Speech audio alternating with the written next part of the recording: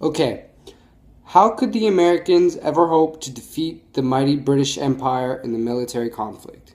That is something you may be asking. Americans faced seemingly impossible obstacles. When the guns fired at Lexington and Concord in 1775, there was not yet even a continental army. Those battles were fought by local militias. Few Americans had any military experience, and there was no method of training, supplying, or paying an army. So they were basically going in there untrained and just fighting for their country, just picking up guns and fighting for their rights. Moreover, a majority of Americans opposed the war in 1775. Many historians believe only about a third of all Americans supported the war against the British at the time. Further, the colonies had a poor track record of working together. How then could a ragtag group of patriots defeat the British?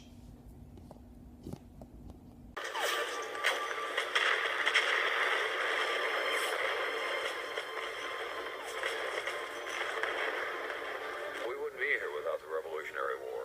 And I've gone back recently in my own personal readings to try to understand more about that.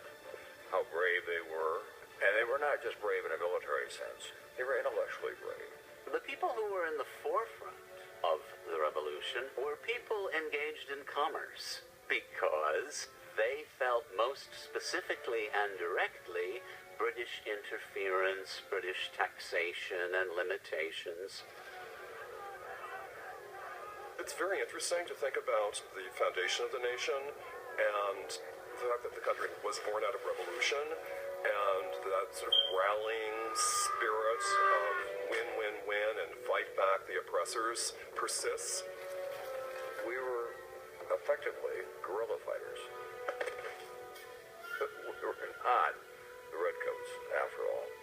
Two things. Number one, memo to the British forces, ixnay on the red suits. That was probably not tactically the best move. Number two, if you're going up against guys who are using blankets for shoes in the middle of winter, bring your best game, because they'll open a can of early American whoop-ass on you. The American Revolution, in one sense, is an example of a war in which the weaker contestant prevails because it is more determined to persevere. It's almost a little man syndrome. We've always felt a little undersized, a little underappreciated, and I think whenever you're able to take those feelings and manifest them to try to do something that's positive, to try to do something that's competitive, you give yourself a lot better chance of being successful. The British Army was fighting for a king. The Americans were fighting for their lives. And it's not so much how much equipment you have or much training you have. It's what's in your belly. It's what's in your heart. And you know you're fighting for your lives and a way of life as opposed to fighting for a monarch who you may not care about or may not love, but it's your job. That's all the difference. You're going to fight harder if you're fighting for your own way of life. You're fighting for your families. Back then, during the Revolutionary War, what really made the difference is they really believed in what they were fighting for. That's why the Americans actually had the advantage. This is a case of hanging on in the face of the British actions long enough to where the British literally would grow weary of this and realize that it was endless. They could not prevail. In the last analysis, the British were willing to cut a deal with the Americans in order to make sure that they could preserve their power in Europe.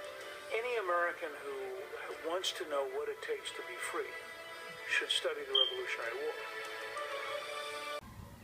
Hello, can you please give us your name? My name? Yes. Jack Balls. Jack Balls, we have some questions on the American Revolution. Would you be interested in solving them? Ask away. Our first question is, what was the result of the American Revolution? The result of the American Revolution was that the 13 colonies became their own independent country, known as America now, and they were no longer property of England. Okay, our second question. What is your opinion on the American Revolution? My opinion? Yes. I feel that the American Revolution is very beneficial to our country, and is one of the, well, the reason that we are now known as the greatest country in the entire world, United States of Americas. Okay, our third question is, what started the American Revolution, or what was the act? The act? Yes. The Boston Massacre was the spark that really started the American Revolution, is what some idiots say, but in reality, it was the shot heard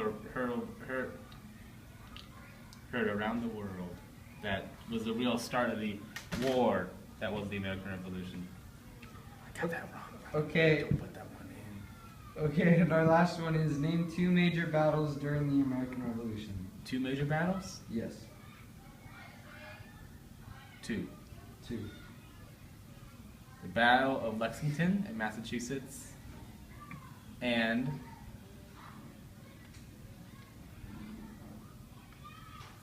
there are many to choose from. It's very hard to select the ones I want to choose.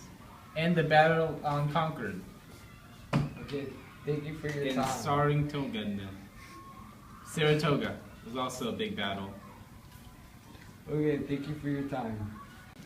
So the American Revolution, one of the things that I remember about the American Revolution is that there was a big push for taxation.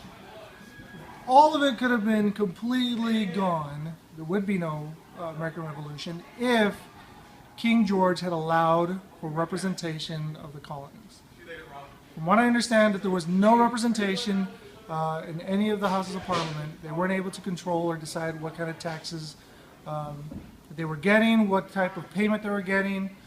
All of that was done without their consent, basically, which becomes that whole huge cry of no taxation without representation.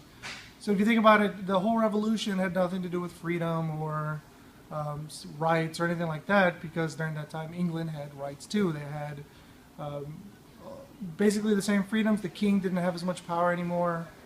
The biggest purpose was because of money. If they had a representation, if they had more chances for taxes, I don't think the revolution would have happened at all. Massive cannons to smash them. But the colonists confront them on a bridge just outside of town. A battle erupts. Dozens die on both sides. But here the colonists defeat the British, who retreat back towards Boston. The colonists Okay, can you please give us your name? My name is Rogelio Nunez. Okay, Rogelio, we have a few questions on the American Revolution that we would like to ask you. Okay, our first question is, what was the result of the American Revolution? The result of the American Revolution was that the 13 colonies that were established in the New World gained independence from Great Britain. Okay, our second question is, what is your opinion on the American Revolution? My opinion is that the 13 colonies had the absolute right to get independence from Great Britain because the king was mistreating them and not giving them a say in their own government. Okay, our third question is, what started the American Revolution? I think what started the American Revolution was, of course, the king not giving them a say in Parliament, even though they needed one because they're being taxed without any representation, so they didn't like that. And of course, other things like the Boston Massacre and the Boston Tea Party also started a lot of the fighting. Okay, and our last question is, name 2 of the major battles during the American Revolution. Cut it up.